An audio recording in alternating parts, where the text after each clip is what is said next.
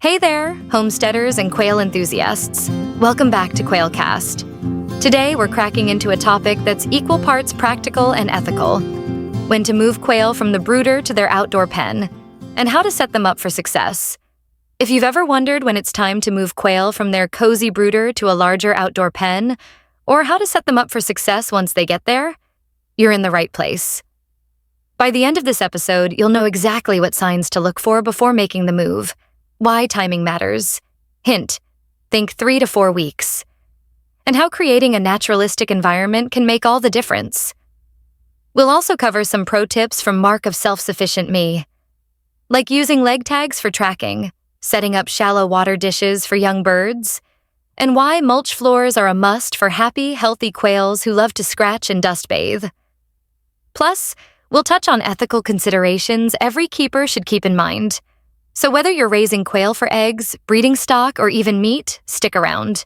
We've got key takeaways to help you avoid common pitfalls and create a thriving flock. Let's get started. All right, you ready to dive in? Today we're tackling quail.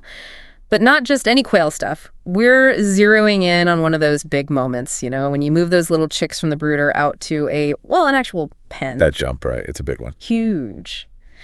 And to guide us, we've got a YouTube video from Mark. Now he's got this whole channel, website, everything, all about self-sufficiency. And quail are kind of his thing. Yeah, years of experience with these guys, so we're learning from a pro here. For sure. But the thing that really stood out, to me at least, is how Mark doesn't just tell you what to do. He explains the why, especially when it comes to making sure those quail are, living their best lives. Exactly. Like with the brooder, right?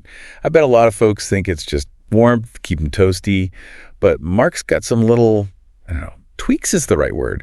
Things I never would thought of. Like he keeps his chicks in there for weeks, like 3-4 weeks, before even considering the move. That's way longer than I'd have guessed. I figure once they're feathered up, they're good to go. Not so fast, right? It's all about making that move as smooth as possible. He even turns off the heat lamp a whole day early. Really? Why? To watch them.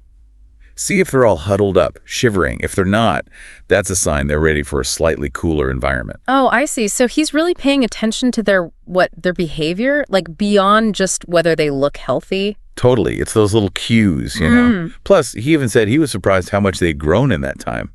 I mean, I guess it makes sense. They're eating, sleeping, growing. Yeah, like those time-lapse videos where a plant shoots up overnight. Okay, so they're big enough, it's moving day. I'm picturing just, scooping them up, plop them in the pen. Done. Nope. Mark's way more meticulous than that. It's almost like, mini surgery. Catching each quail, putting them in a temporary cage, even uses zip ties on their legs. Hold on. Zip ties. Is this a quail fashion show I wasn't aware of? Not quite. This is actually super smart. It's how he keeps track of which birds were moved. Because, figuring out boy quail, girl quail, just by looking. Not always easy. I can imagine. They're so tiny. Right. So the zip tie is like a little marker. He did mention spotting one female. She had certain markings. Yeah. But the others, guessing game. And with the zip ties, he knows exactly who's who in this batch. Okay, that makes sense. And I gotta be honest, this part's kind of tough. Mark started with 21 chicks, but only 9 made it to the pen. That's a lot. What happened there? Yeah, it's a reminder that, nature can be brutal. He thinks it was a few things. A bad storm rolled through. Maybe a virus was going around. Even some fighting amongst the chicks themselves. It happens. 9 out of 21. Oof. Even for someone like Mark, that's got to sting. Definitely not what he was hoping for. But, and this is what I liked, he doesn't dwell on it. He focuses on the healthy birds, the ones he does have. Turns it into a learning moment, That's a good attitude. Okay, enough sad stuff. Let's talk about this pen. Because it's incredible. This thing is massive, like 7.2 meters long, 2.4 meters wide. Compared to those little cages you see sometimes, it's practically a quail palace. Exactly. And remember how we were talking about Mark putting the quail's well-being first? This size, it's not just giving them space to run around, it's actually reducing their stress. How so? Well, he said that in those small cages, the males, they get all territorial, constantly fighting. But with this much space, if there's a beef, they can just, walk away. Oh, I get it. Like having enough room in your apartment to avoid your roommate when they're being annoying. Perfect analogy. Yeah. But it's not just the size. He's got wood chips on the floor, and guess what those quail did the second they got in there? Ate the wood chips. Dust baths, rolling around like it was a spa day. dust baths. Is that like a quail thing? Do they need that? Oh yeah, it's essential for them. Keeps their feathers healthy, helps control those little bugs that like to bother them. Plus, it's just something they enjoy. They're hardwired to do it. So even if you're raising them for, I don't know, meat or eggs, they should still have that chance to, be a quail. Exactly. It's like they're still living creatures, right? And maybe providing that more natural environment actually makes them healthier, happier. Who knows? Makes you think. All right, so we've got the awesome pen, happy quail rolling in wood chips. But they gotta eat and drink, right? How's that work in a space this big? He's got it all figured out. Uses these things called nipple drinkers. Way more sanitary than those open water dishes. But here's the question. Would those young quail, fresh out of the brooder, even know how to use them? Good point. It's not like they come with an instruction manual. Right. So Mark, being the thoughtful quail dad that he is, sets out a regular waterer too. At least at first. That way the new chicks can watch the older ones learn by example. Like a built-in quail mentorship program. I love it. Quail mentorship program, I love that. Like they've got their own little society going on in there. Right. And speaking of society, he mentioned there were already some other quail in the pen. Like even a Tibetan specimen, whatever that is. Tibetan quail. Okay, now I'm curious. Are they extra fluffy or something? Do they lay like rainbow eggs? No idea, actually. We'll have to look that up. But the point is, there's already this mix of quail in there, and now he's introducing these youngsters. He's going to be keeping a close eye on them for the next few days, make sure they settle in okay. It's like that first week at a new school, you know? Everyone's figuring each other out. Totally. And just like with people, those first impressions, they matter.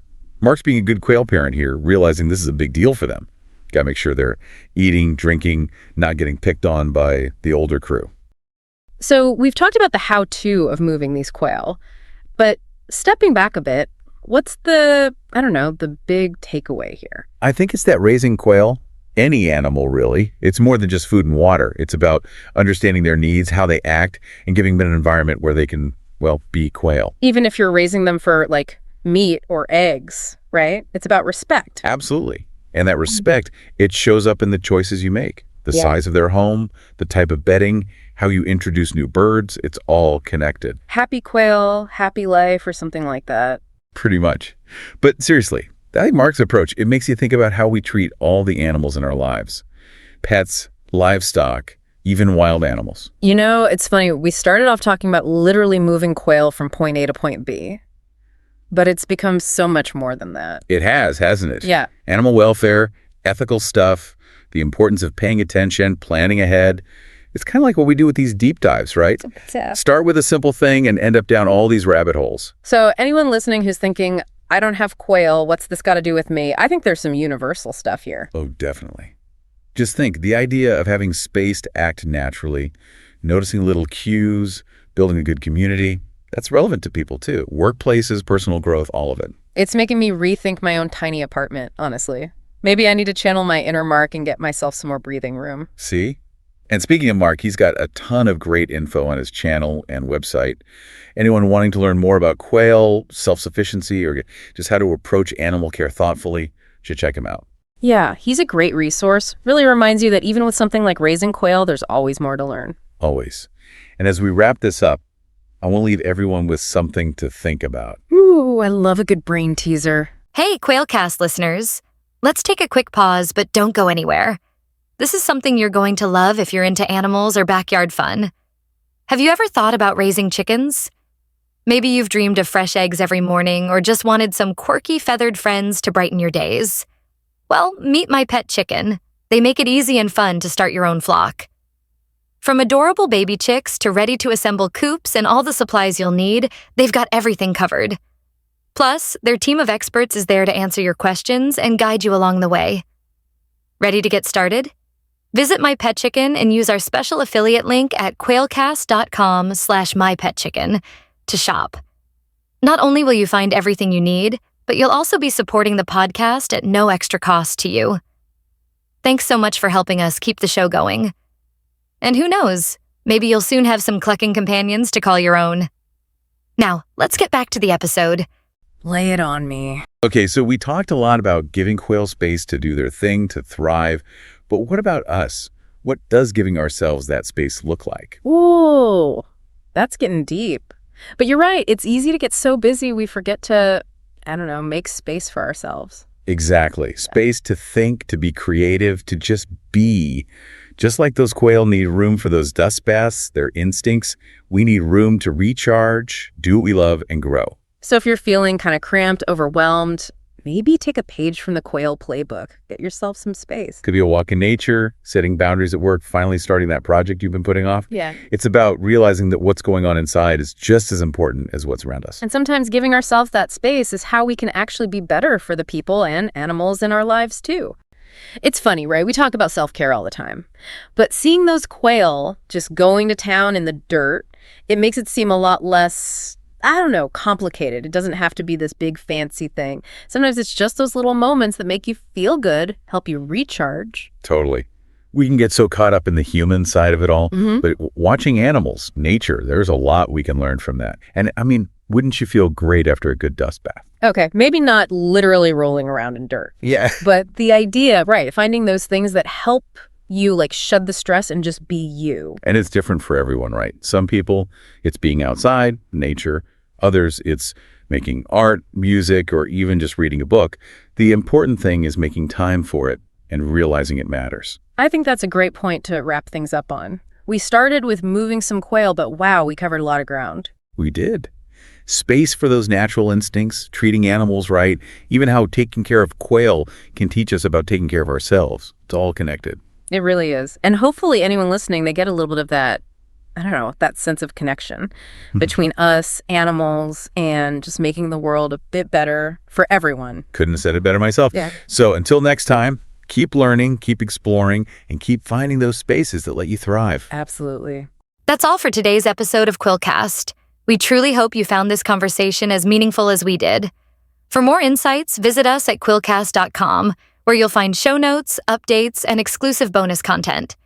If you're enjoying the podcast, don't forget to hit that follow button on Spotify or your preferred platform. It's the easiest way to stay connected and catch every new episode. Thank you so much for being here with us. Until next time, keep learning, keep growing, and keep flying high with Quillcast.